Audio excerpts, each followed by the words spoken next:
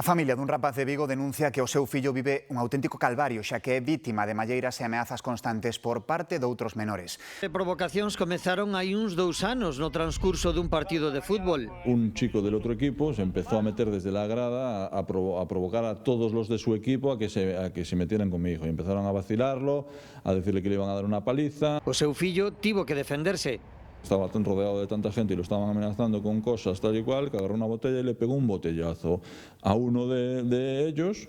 Y a raíz de ahí fue un acoso de llamadas. Por eso ahora mi hijo es el enemigo número 1, porque mi hijo contestó. E propináronlle unha violenta malleira.